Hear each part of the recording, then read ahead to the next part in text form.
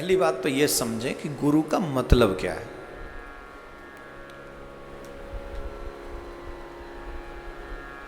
जैसे हम इस संसार में आते हैं तो हमारी माँ पहली गुरु है, जो हमें इस संसार से अवगत कराती है।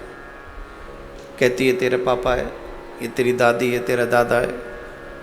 मम्मी बोल, पहली गुरु कौन है? माँ। देन पापा, पापा भी बहुत कुछ सिखाते हैं। फिर टीचर्स। तो जो संसारिक बोध कराते हैं, संसारिक बोध जो कराते हैं, नॉलेज जो देते हैं, वो ये हैं। लेकिन जब हम स्पिरिचुअल लाइफ जीना चाहते हैं, अध्यात्म में जाना चाहते हैं, तो अध्यात्म जगत में एक ऐसे गुरु की आवश्यकता होती है जो गुरु हमें भगवान से परिचय कराएं, उस मार्ग पर चलने का हमें सुंदर दर्शन कराएं और बताएं कि आत्मा और परमात्मा का संबंध क्या है, जरूरत क्या, आवश्यकता क्या है। गुरु के संदर्भ में, और हमारे यहाँ तो ऐसा कहते हैं कि विदाउट एक सेकंड गमाए हमें गुरु मंत्र लेना चाहिए, क्योंकि जो सेकंड निकल गए वो लौट के आने वाले नहीं। आप जिस एक मैंने कई बार उदाहरण दिया है, इस उदाहरण को आप ढंग से समझेंगे। एक बच्चे से मिला, उस बच्चे से पूछा तुम्हारी एज क्या है? उसने कहा 3 साल। 3 साल उसकी एज नहीं थी, एज ज़्यादा थी, लेकिन उससे पूछा तुम्हारी एज क्या है? बोले 3 साल। ऐसे क्यों पूछ रहे हो, ऐसे क्यों बोल रहे हो? 3 साल तो दिखते नहीं, ज़्यादा हो। तो उसने कहा वैसे तो मेरी उम्र 23 साल है, पर दीक्षा 3 साल पहले ली है, तो 20 साल मेरी बेकार गई, वो तो किसी काम की ही नहीं। जो खाने कमाने संसार के भरण पोषण में चली गई, वो मेरे किसी काम की नहीं। लेकिन जब से मैंने प्रभु का नाम स्मरण, जब से मैं गुरु की शरण में गया, वो मेरे को 3 साल हुए, इसलिए मेरी जो आयु है वो मात्र 3 साल है, और मेरे काम की वो 3 साल है। अब प्रश्न उठता है कि हम लोग भगवान की बातें ऐसी करते हैं, क्या भगवान हमें, गुरु हमारे जो इनकी बातें हम करते हैं, गुरु हमें भगवान से मिला सकते हैं? कई लोग बड़े वो होते हैं ना, सन की टाइप। तो एक सन की चला गया महात्मा जी के पास में, और महात्मा जी के पास में चला गया, बोले एक बात बताओ, तुम भगवान की इतनी लंबी चौड़ी बातें करते हो, तुमने भगवान को देखा है? कई लोग तो तर्क का अर्थ है, कुतर्क का कोई मीनिंग नहीं है, लेकिन कई लोग कुतर्क करते हैं। ध्यान से सुनेंगे, आपका ध्यान डाइवर्ट नहीं होना चाहिए। एक एक शब्द आपके लिए महत्वपूर्ण है, जो जानना चाहते हैं कि गुरु क्यों और कितनी जल्दी, ये बहुत मोस्ट इंपॉर्टेंट है। अगर आप जान लेंगे आज तो उसने कहा कि भाई आप भगवान की इतनी बातें करते हो, आपने भगवान को देखा है? बोले महात्मा जी भी ऐसे ही थे। महात्मा जी बोले हाँ मैंने देखा है। अरे बोले भगवान को तो कोई देख नहीं सकता, आपने कैसे देखा? बोले हमने तो देखा। तुम कह रहे हो देखा है? मैं तो उनसे एवरीडे बात करता हूँ, वो मेरे सामने रोज आते हैं, हर दिन आते हैं, मैं उनसे बात करता हूँ, मेरा और उनका लिंक है। बच्चा एक बात बताओ, क्या तुम मुझे अपने भगवान से मिलवा सकते हो? तुम मिलवा सकते हो? बोले हाँ मिलवा सकता हूँ। बोले भगवान से मिलवा दो मुझे। बोले ऐसे थोड़ी, तुम किसी व्यक्ति से मिलो, बड़े आदमी से मिलो, तो पहले उस सामने वाले को बताना पड़ता है कि कौन मिलने आ रहा है, किस लिए मिलने आ रहा है, व्हाट इज़ द पर्पज़ है, व्हाट इज़ द रीज़न क्या है, कारण क्या है। तो कम से कम तुम अपना पता ठिकाना बताओ, मैं भगवान से पूछूंगा, तो मैं भगवान से पूछ लूँगा। बोले ठीक है, मैं कल आके आपसे पूछूंगा। गए, वापस आए, दूसरे दिन टाइम पे पहुंच गया। ऐसे आदमी बड़े फिक्स करते हैं सब, टाइम पे पहुंच गया। बोले हाँ बताओ तुम्हारे भगवान ने क्या कहा? बोले हाँ मेरे भगवान ने कहा कि मैं मिल लूँगा, पर मुझे उसका एड्रेस चाहिए। कौन है वो?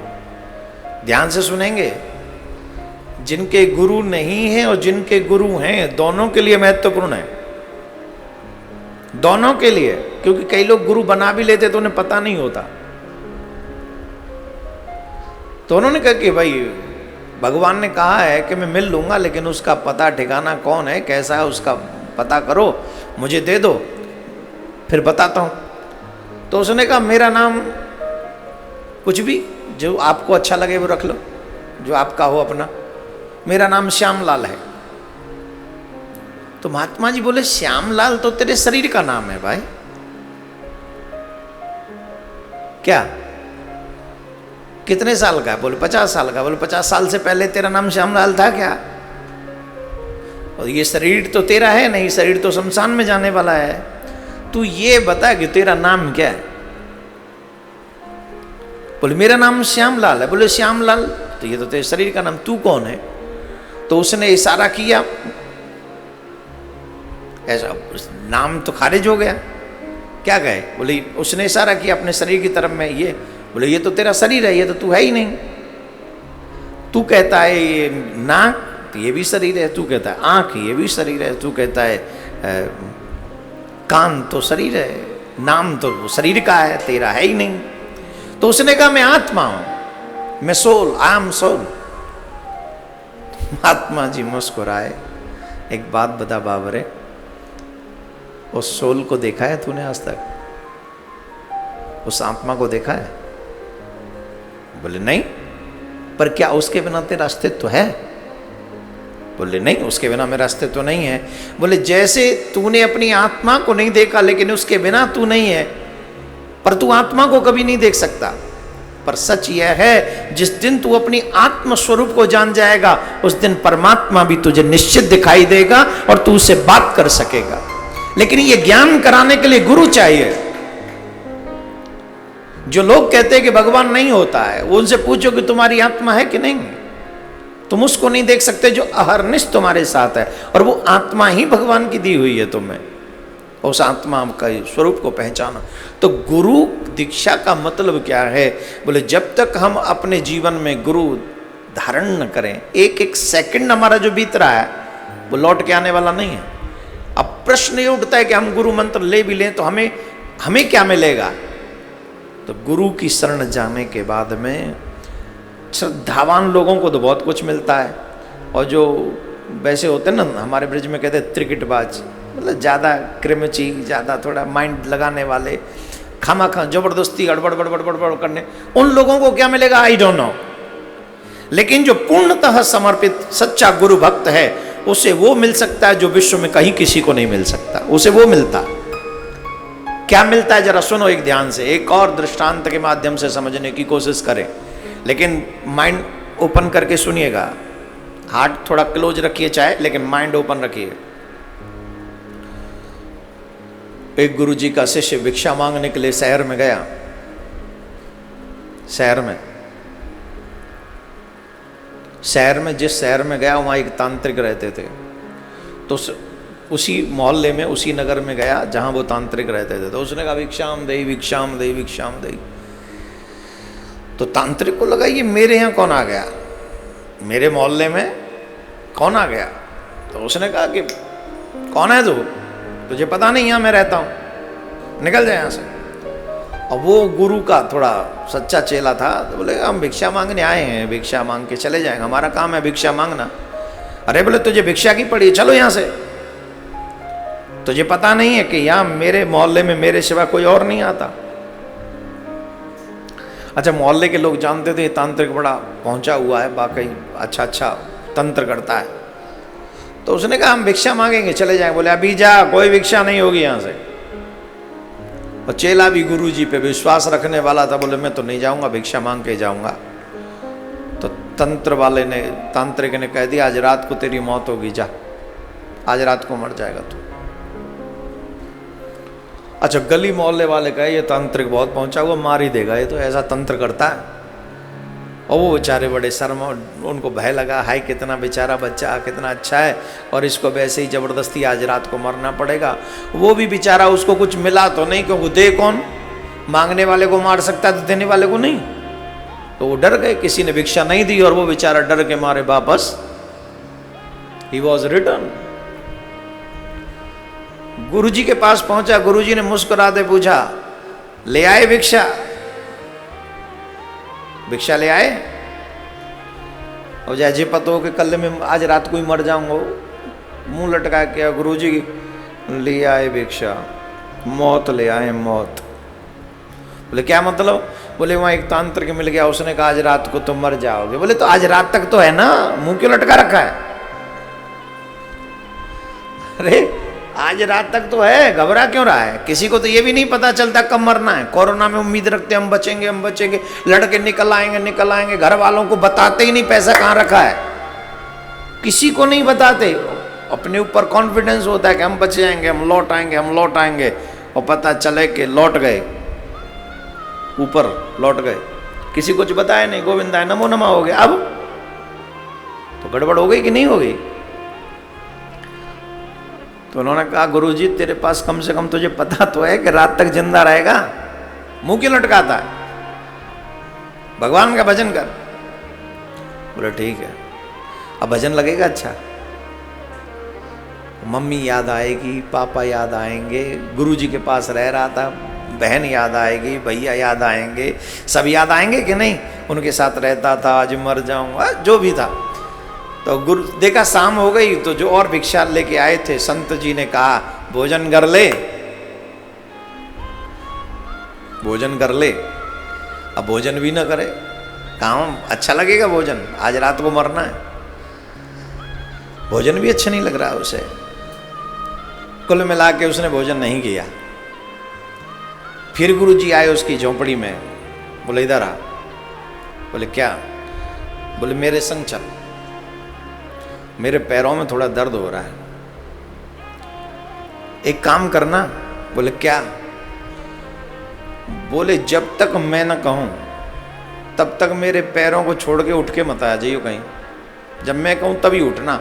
अब मरना तो है ही, कम से कम आज गुरुजी की चरण सेवा ही करके मर जा। अच्छा आजकल का चेला होता तो क्या कहता? ईमानदारी से बताओ। अभी हम जैसे तुम जैसे चेला होते तो ईमानदारी से बताओ क्या करता? उस बेचारे ने रोटी है क्या कर दो?